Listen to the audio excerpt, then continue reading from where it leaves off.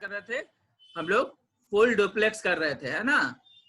We were doing full duplex last in the last class. Now in IWT we will be moving up with the full duplex and further on. तो हम लोग जो है अब full duplex और full duplex के आगे का चीज कर लेते हैं. फुल डुप्लेक्स में क्या होता है कि यहाँ पे देखिए, मैंने जो आपको नोट्स में दिया हुआ है वो यहाँ पे साफ साफ लिखा हुआ है, these are truly bidirectional system. Bidirectional system कहने का मतलब है कि जो कम्युनिकेशन है, the communication is from both the sides at a time. एक ही समय में दोनों तरफ से आपका कम्युनिकेशन हो सकता है simultaneously. This system can transmit and receive data at the same time, जैसे कि टेलीफोन सिस्टम में होता है. जबकि वहीं पर जो हाफ डुप्लेक्स था उसमें क्या होता था, the data communication system working in half duplex mode can transmit and receive data but not at the same time. यहाँ पे सेम टाइम में नहीं होता है, दोनों तरफ से होता है लेकिन सेम टाइम में नहीं होता है, और ये चीज आप लोग हमेशा याद रखेंगे. अब यहाँ पे देखिए फुल डुप्लेक्स में मैंने आपको यहाँ पे दिखाया हुआ है direction of data at all time in both ways. मतलब नोड 1 नोड 2 को भेज सकता है, नोड 2 नोड 1 को भेज सकता है. Full duplex data communication system is shown in the figure. ये फिगर में आप देख लीजिए, फुल डुप्लेक्स शो किया हुआ है. Each station can transmit and receive data simultaneously. In full duplex mode signal going in either direction. मतलब in full duplex mode जो सिग्नल है वो that is going into either direction, कोई किसी भी डायरेक्शन में जा सकता है. मतलब अगर दो कंप्यूटर जुड़े हैं आपस में तो ऑब्वियसली दोनों तरफ से. And can share full capacity of the link. जो भी लिंक में जो बैंडविड्थ होता है वो फुल कैपेसिटी के साथ यूटिलाइज हो सकता है. द लिंक में contain two physical separate transmission path. अब ये जो दोनों लिंक है, दे कैन द लिंक में contain two physical separate transmission path, one for sending and the other for receiving data. Otherwise, the capacity of channel is divided between signal traveling in both direction. अब देखिए इसमें क्या होता है कि जो link है वो दो फिजिकल अलग अलग वायर यूज करते हैं. आप हमेशा देखिएगा टेलीफोन वायर जो होता है उसमें दो वायर्स होते हैं. तो उसमें वो जो आप हम लोग कहते हैं कि ठंडा और गर्म वायर, वैसा वाला चीज नहीं होता है टेलीफोन सिस्टम में. वो आपका जो टेलीफोन सिस्टम है that is for both, one is incoming and one is for outgoing, और दोनों अलग अलग वायर्स होते हैं और दोनों में ट्रांसमिशन चलता रहता है. इसीलिए जो है कहीं कोई दिक्कत नहीं होती है. द लिंक में contain two physical separate transmission path, one for sending end one for receiving data.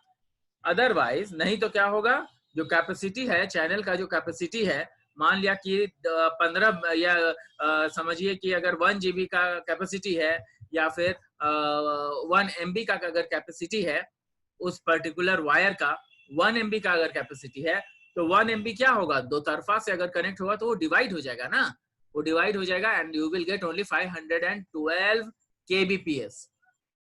तो दिस इज द डिफरेंस. इसीलिए जो फुल डुप्लेक्स होता है that is being used in a better way. तो ये हमेशा हमें याद रखनी पड़ेगी. क्लियर है? I hope I am clear. Anyways, अब देखिएगा कि जो आपका यहाँ पे पढ़ लीजिए इसको. Many networks provide at least 2 logical channel. क्या है? Many networks provide at least 2 logical channel, one for the normal data and the other for the urgent data. Generally जो नेटवर्क्स होते हैं वो दो चैनल अलग अलग प्रोवाइड किए जाते हैं, एक अर्जेंट डेटा के लिए, एक नॉर्मल डेटा के लिए. तो ये आपका जो काम था, जो मैंने अभी आपको सारा चीज पढ़ाया, ये आपका जो पिछली क्लास में हम लोग फिजिकल लेयर के अंदर पढ़ रहे थे, उसी के अंदर हम लोगों ने देखा simplex, half duplex, full duplex, और अब हम लोग जो है डेटा लिंक लेयर की तरफ बढ़ रहे हैं. तो डेटा लिंक लेयर क्या होता है ये ध्यान में रखिएगा कि डेटा लिंक लेयर क्या होता है. डेटा लिंक लेयर हम लोग इसको पढ़ चुके हैं OSI मॉडल में भी, but then to I'll be telling you once more कि data link layer है क्या. This layer is mainly responsible for assembling outgoing messages into frame. कहने का मतलब this layer is mainly responsible for assembling outgoing messages into frame. जितना भी outgoing messages जा रहे हैं या जाने वाले हैं वो सारे के सारे जो responsibility है वो data link layer पे होता है. क्यों होता है? क्योंकि it is able to transform or take the packets and put the packet into frames. मैंने आपको बोला था कि data link layer frames बनाता है.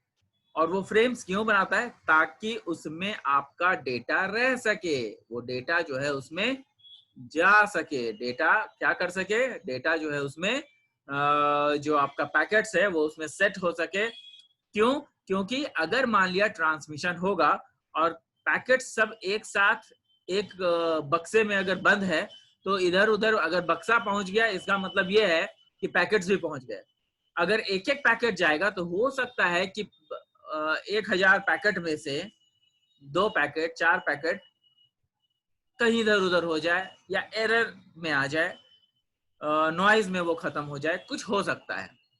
तो उससे बचाने के लिए data link layer is the one which creates a frame. ये फ्रेम को क्रिएट करता है और फ्रेम क्रिएट करने के साथ क्या करता है?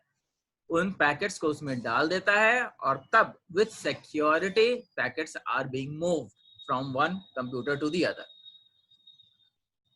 अब उसके बाद क्या है? These packets are tiny particles of energy which gets a force while data transmission. ये टाइनी पैकेट्स जो क्या हैं ये एनर्जी होते हैं which gets a force. एक फोर्स मिलता है हमको.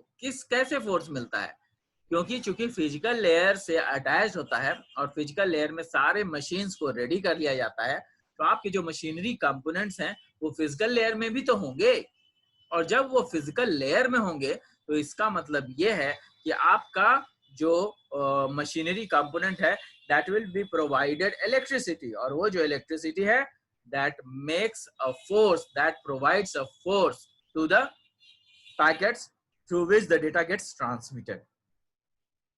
नेक्स्ट है, यहां पे देखिएगा, DLL is also responsible for synchronization of data. Data का सिंक्रोनाइजेशन भी करता है, उसका एरर को डिटेक्ट करता है, एरर को डिटेक्ट करके उसको करेक्शन भी करता है, बहुत सारा कुछ काम करता है.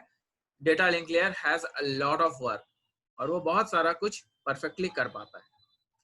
ये देखिए मैंने यहाँ पे ABCD करके लिख दिया है. तो A यहाँ पर हो गया डेटा लिंक का पहला काम, B यहाँ पे हो गया DLL is also responsible for synchronization of data, their errors detection and correction. अब यहाँ पे next is C. To enable the errors detection, it adds error detection bits. अब देखिए एरर डिटेक्शन के लिए वो क्या करता है? एक एरर डिटेक्शन बिट्स को इस्तेमाल करता है. To which data are to be transmitted. Bits to the data which are to be transmitted over the physical line. जिस लाइन पे डेटा ट्रांसमिट किया जा रहा है उस लाइन पे आपका जो बिट्स है वो उस तरीके से लिया जाता है और उसको जो है ट्रांसमिट किया जाता है फिजिकल लिंक्स के द्वारा. तो ये भी काम जो है आपका डेटा लिंक लेयर का ही है. Enables the error detection, error detection को एनेबल करता है, उसमें बिट्स, एरर डिटेक्शन के लिए बिट्स को ऐड करता है, उसके बाद डेटा को फिजिकल लाइन पे ट्रांसफर करता है. There are lots of things. अभी देखिए अभी और आ रहा है. Next is the DLL is also responsible for encoding data into cipher text. मैंने ये कब बताया था लास्ट क्लास कि the data gets the plain text gets converted into cipher text and are then passed to the physical layer. ये physical layer को फिर बाद में पास कर दिया जाता है. डेटा लिंक लेयर ने अपना प्रोवाइड कर दिया सारा सिक्योरिटीज, साइफर टेक्स्ट में बदल दिया और उसके बाद फिर पास कर दिया डेटा. किसको? Physical layer. These error detection bits are used by the DLL on the other side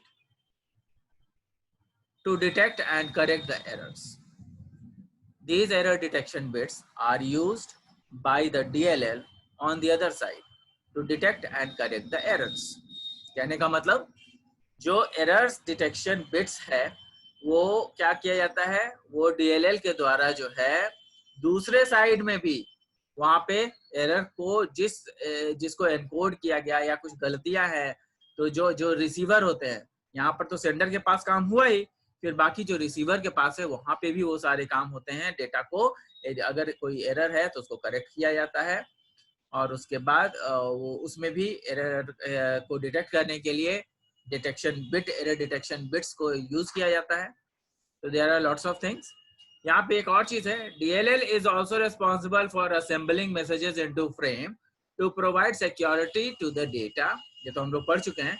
And the sender waits for the acknowledgement, ये देखिए जो सेंडर है वो एक्नॉलेजमेंट का वेट भी करता है to be received after every frame is transmitted। जैसे ही एक फ्रेम ट्रांसमिट हो जाता है तो it waits for the acknowledgement from the receiver, acknowledgement का वेट करता है। तो there are lot of things, यहाँ पे मैंने 5-6 आपको एग्जांपल दे चुका हूं मैं। तो 5-6 आपके कोर वर्किंग्स जिसको बोलते हैं, अगर ये पॉइंट्स अगर आपसे पूछा जाता है तो you can write it down and you have to define each and everything, क्योंकि आप लोग ऐसे नहीं लिख सकते हो कि भाई छोटा छोटा सा नहीं लिख सकते हो, ठीक है। अब यहाँ पे देखिए, next is network layer. Network layer is responsible for routing signals through various channels to the other end. कहने का मतलब जो नेटवर्क लेयर है is responsible for routing of the signals through various channels. कहता है कि जो नेटवर्क लेयर है वो रेस्पॉन्सिबल है किसके लिए, सिग्नल्स के रूटिंग के लिए through various channels to the other end. It acts as the network controller by deciding which route data should take.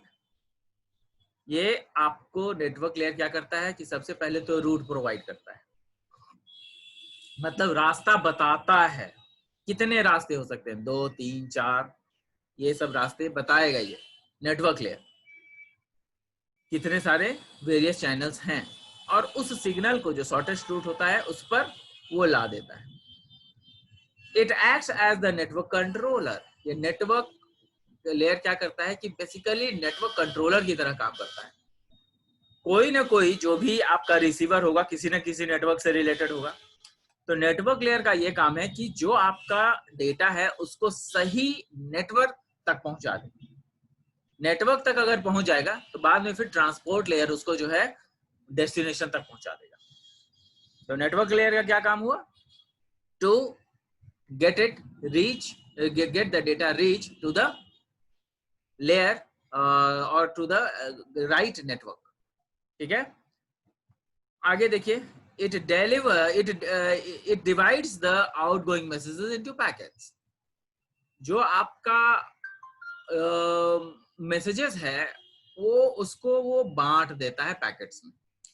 तो एक्चुअली अब देखिए अब क्या हो रहा है, फ्रेम का फॉर्मेशन DLL में, network layer is responsible for framing the packets का ओरिजिनेशन के लिए नेटवर्क लेयर रेस्पॉन्सिबल होता है। नेटवर्क लेयर में पैकेट्स एक्चुअली बनते हैं और वही पैकेट्स आपको डाल दिए जाते हैं फ्रेम्स में DLL के द्वारा, that is data link layer के द्वारा, ठीक है। It divides outgoing messages into packets and to assemble incoming packets into messages for higher level. And assembles, अब वही, और जो आपका नेटवर्क लेयर है वो फिर असेंबल भी करता है, जितना डेटा भेजा गया है उतना उसको फिर रिसीवर के पास प्राप्त भी तो करना है। भेजिए 10 डेटा और मिला 9 डेटा, ऐसा नहीं होना चाहिए ना। तो जितना डेटा भेजा गया उतना उसको मिलना भी चाहिए रिसीवर को। नेक्स्ट है, this layer is also responsible for formation of packets, यहाँ पे मैंने अलग से भी लिख दिया है, ठीक है। अब next is transport layer.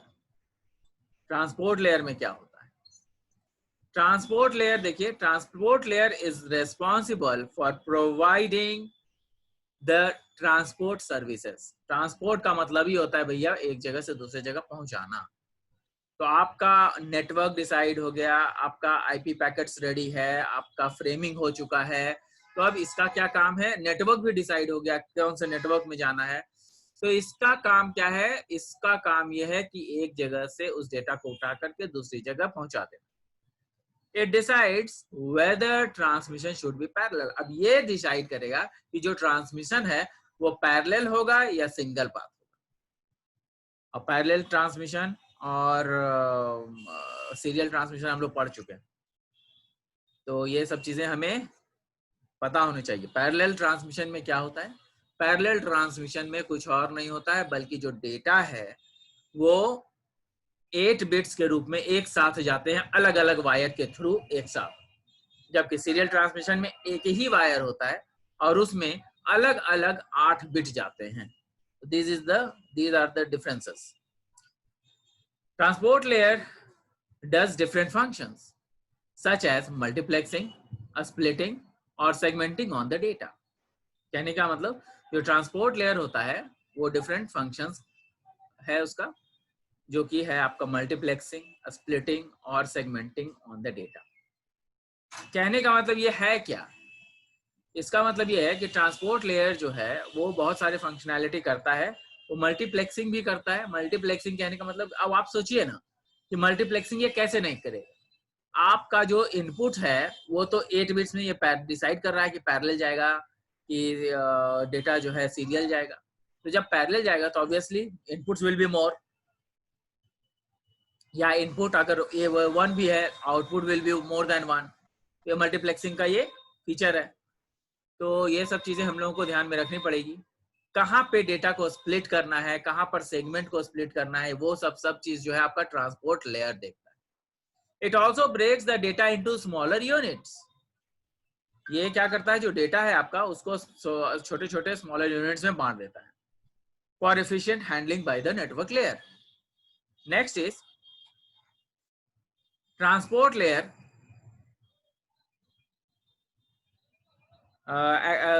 guarantees transmission of data from one end to the other। Transport layer का काम है कि डेटा अगर उसको मिला है तो भैया उसको डेटा को पहुंचा देना है। There should not be any ifs and buts into it। अगर थोड़ी भी गलती हुई तो डेटा विल बी डिस्कार्डेड और डेटा फिर से ओरिजिनेट होगा और फिर से उसको भेजा जाएगा। तो ट्रांसपोर्ट लेयर को गलतियों का मौका नहीं मिलता है। ट्रांसपोर्ट लेयर किसी लेयर को कोई गलती करने का मौका नहीं मिलता है। अगर किसी गलती से गलतियां हो गई, क्योंकि इट्स ऑल मशीन, और ह्यूमन होते तो पता नहीं और बहुत ज्यादा गलतियां होती। अगर ह्यूमन के बस में ये चीजें होती तो और भी कई सारी गलतियां होती, लेकिन चूंकि ये मशीन है तो गलतियां कम होती है, और गलतियां कम होने के साथ साथ वही गलतियां होती हैं जो होने चाहिए। जैसे एरर्स हो सकते हैं, नॉइज हो सकता है, उसके कारण कहीं पे बिट्स चेंज हो गए, 0 to 1 में बदल गया, 1 to 0 में बदल गया, तो कई सारी चीजें यहाँ पे है अवेलेबल। तो these are the core of OSI model. तो ट्रांसपोर्ट लेयर अभी आप समझ गए होंगे कि किस तरीके से ट्रांसपोर्ट लेयर काम करता है। Next is the session layer. यहाँ पे देखिए एक और पॉइंट है कि transport layer finds out the shortest path. ये शॉर्टेस्ट पाथ भी देखता है कि भाई जिस रूट से डेटा जा रहा है उसमें शॉर्टेस्ट पाथ कौन सा होगा, with the help of network layer. Network layer की मदद के साथ ये करता है। Following shortest path algorithm technique. Shortest path algorithm technique आप लोगों ने डेटा स्ट्रक्चर में पढ़ा होगा। तो these are the things. Session layer देखिए, सेशन लेयर आपका 5वां लेयर है। Session layer is responsible for managing and synchronising conversation between 2 different applications. 2 applications के बीच में जो टाइम ड्यूरेशन है उसको सिंक्रोनाइज करता है। कौन सा कन्वर्सेशन जो है किस समय जाना है वो सिंक्रोनाइज करता है। This is at the level at which the user establishes system to system connection. और ये तभी होगा जब एक सिस्टम दूसरे सिस्टम के साथ कनेक्ट करेगा, तभी तो सारे डेटा एक दूसरे के साथ लगेंगे। और ये आपका जो डेटा है वो ऐसे ही नहीं होगा, बल्कि इसके साथ और भी कई सारी चीजें लगेंगी। It controls logging on end of user identification. कई बार ऐसा होता है कि हम लोग लॉग ऑन कर जाते हैं फिर लॉग ऑफ हो जाते हैं नेटवर्क इश्यूज के कारण। ये सब सेशन लेयर का काम होता है कि डेटा कब मिलना है कब नहीं मिलना है। अगर डेटा नहीं मिला है, लॉग ऑन लॉग ऑफ के कारण हो गया है दिक्कत, तो data will be not send if the data is being Saint through TCP. TCP के थ्रू होगा तो वो डेटा नहीं जाएगा, लेकिन ओएसआई मॉडल में वो डेटा जाएगा। तो ये चीज हमें याद रखना होगा। और टीसीपी आईपी में होता क्या है, टीसीपी आईपी में basically it works on the basis of real time के बेसिस पे वो काम करता है।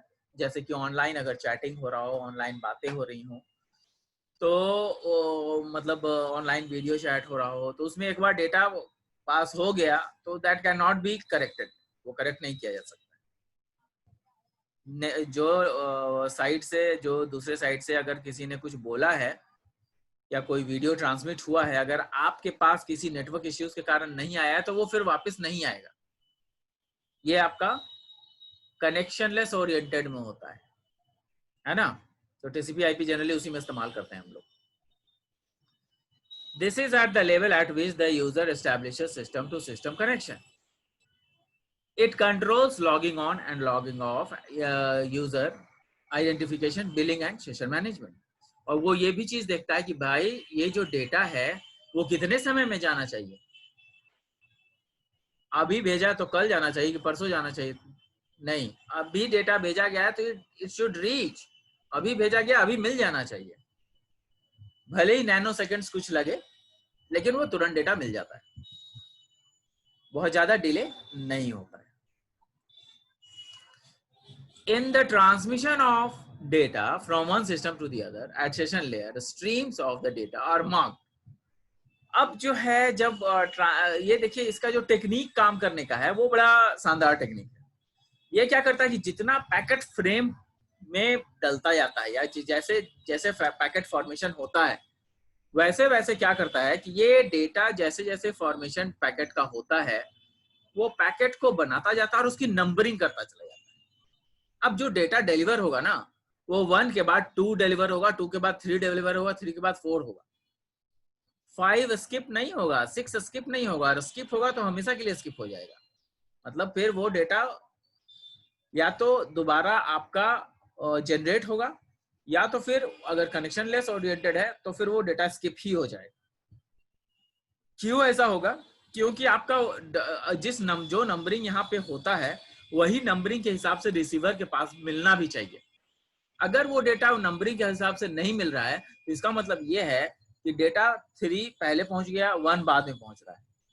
तो इसका मतलब ये हुआ, if you have said hi I M Saurabh Kumar, तो पता चलेगा कि आई एम सौरभ कुमार पहुंच गया और बाद में पहुंच रहा हाय।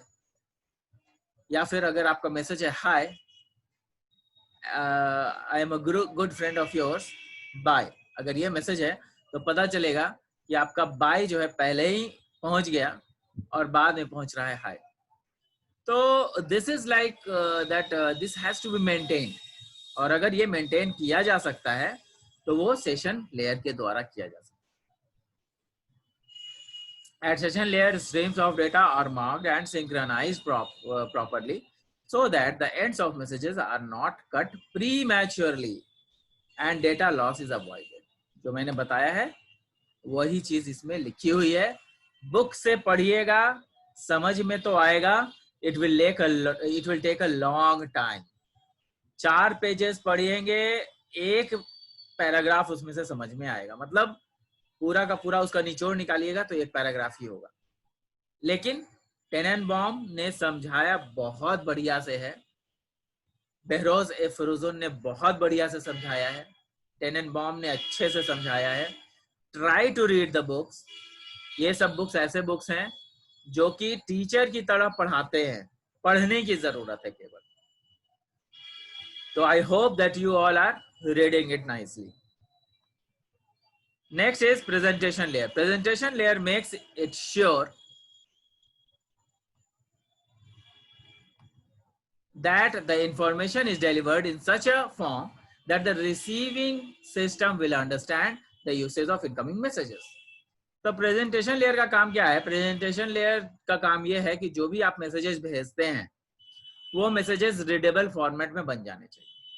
मतलब एनकोडेड था मैसेज, वो डिकोड हो जाएगा। जो मैसेजेस आपने जिस तरीके से भेजा था उसी टाइप के टेक्स्ट में आपको मिलेगा। तो मतलब जो प्लेन टेक्स्ट था जो कि साइफर टेक्स्ट में कन्वर्ट कर दिया गया था, and it has again got converted into the plain text. So this is done by presentation layer. और ये presentation layer रीडेबल फॉर्मेट में इसलिए कर देता है क्योंकि कई बार क्या होता है कि जो हम मैसेजेस भेजते हैं हो सकता है कि हमारा ऑपरेटिंग सिस्टम बदल जाए। जो सेंडर का मैसेज, जो सेंडर का ऑपरेटिंग सिस्टम है वो हो सकता है कि विंडोज 98 हो या विंडोज एक्सपी हो, और जो रिसीवर है उसके पास हो सकता है कि जो रिसीवर हो उसके पास नया कंप्यूटर हो जो कि विस्टा यूज कर रहा हो या फिर विंडोज 10 यूज कर रहा हो। तो there is a difference between the two. हो सकता है कि मैक यूज कर रहा हो, तो देयर इज अ डिफरेंस। तो जो मैसेजेस जो बनाए जाते हैं वही मैसेजेस वहां पे डिलीवर कर दिए जाएं, और वो मैसेजेस डिलीवर करने के बाद भी प्रेजेंटेबल हो। पता चला कि डिलीवर हो गया और पढ़ने में समझ में आ ही नहीं रहा, तो that is of no use. So that is why presentation layer is the presentation layer role plays an important role in making the data comfortable and readable. Next is the form of syntax of two communicating system can be different. वही मैंने जो भी बताया कि language जो है अलग अलग हो सकता है, अलग अलग ऑपरेटिंग सिस्टम पे बनाया गया हो। It changes the data into readable format on any device connection to the network. जो भी आपका डिवाइस है और कनेक्टेड, जो भी किसी भी नेटवर्क से कनेक्टेड हो, it works as the translating layer. ये ट्रांसलेटिंग लेयर की तरह काम करता है and makes the messages presentable. Next is application layer. तो application layer क्या है? Application layer is the layer at the top of all the different layers. It provides different services such as manipulation of information in various ways, retransformation the files. मतलब आपका जो application layer है, मैंने आपको बताया था कि it acts as a monitor, वो सारे लेयर्स पर मॉनिटरिंग करता है। It provides different services such as manipulation of information, जो इंफॉर्मेशन उसको मिलता है उसको मैनिपुलेट भी करता है in various ways. Retransferring the files of information, कई बार जो है अगर वो कोई एरर आ गया तो वो रीजनरेट करवाता है मैसेजेस को, रीट्रांसफर करवाता है। तो ये सब सारी चीजें एप्लीकेशन लेयर के द्वारा होती है। It also distributes the result to the user who is sitting above this layer. जो भी इन सब लेयर के ऊपर बैठा हुआ है उनको ये फाइनल रिजल्ट देता है, मतलब जो हमारा सिस्टम है उसको। नेक्स्ट है, it monitors and manages all the different layers so that they can work effectively and efficiently. Obviously ये मैंने बता दिया आपको। Login और password checkings are also performed by the application layer. तो login और password जो हम लोग बनाते हैं वो भी application layer के द्वारा ही होता है। तो name of the unit exchanged in each layer, जो हमेशा जो हर लेयर में जो exchange होता है वो यहाँ पे मैंने लिख दिया। एप्लीकेशन लेयर है APDU, application protocol data unit को यूज करता है। प्रेजेंटेशन लेयर में PPDU, presentation protocol data unit. Session layer में session protocol data unit. Transport layer में transport protocol data unit. Network layer में पैकेट्स, डेटा लिंक लेयर में frame और physical layer में बिट्स। तो आपको मैंने सातों लेयर बता दिया, सब कुछ बता दिया, शुरू से भी देख लीजिए। फिजिकल लेयर मैंने बताया आपको, सिंप्लेक्स बताया, हाफ डुप्लेक्स बताया, फुल डुप्लेक्स बताया, और उसके बाद सिंप्लेक्स में क्या होता है, सिंप्लेक्स में जो डेटा है वो एक वायर में एक ही तरफ से जा सकते हैं, सिंगल वे, दूसरी तरफ से वो डेटा नहीं आ सकता। जबकि हाफ डुप्लेक्स में क्या होता है, दोनों तरफ से डेटा आ जा सकते हैं लेकिन एक बार में एक ही तरफ से डेटा जाएगा, एक ही समय में नहीं जाएगा। फुल डुप्लेक्स में एक ही समय में दोनों तरफ से डेटा आ जा सके। तो आई